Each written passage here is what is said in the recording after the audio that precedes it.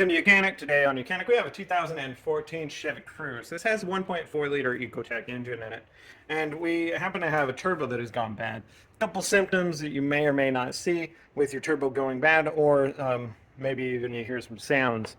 So this one happens to have a whine in the turbo. There's some fins in there, and so when we start the vehicle you're going to hear some whining noise and high pitched. It can have that, or you can just have a real loss of power if your turbo's gone bad. We're also leaking oil right here from the one of these valves here, and so tons of oil is going down through the catalytic converter. It's not being burnt, and so we are losing a lot of oil, and so that's another sign. You also could be having bad fuel mileage. So if I start this vehicle up, we're going to hear some loud noise. And we're also, this has a lot of excessive smoke coming out of it due to the fact of unburned oil that is getting through the system, because there is oil cooling right there, and that's what cools down your, part of what keeps your turbo cool.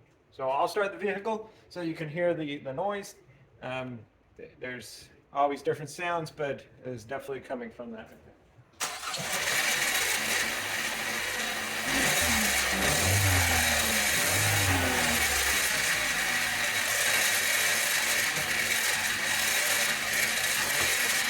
So we hear that noise, that's the fan inside there, and so it's clearly not spinning properly.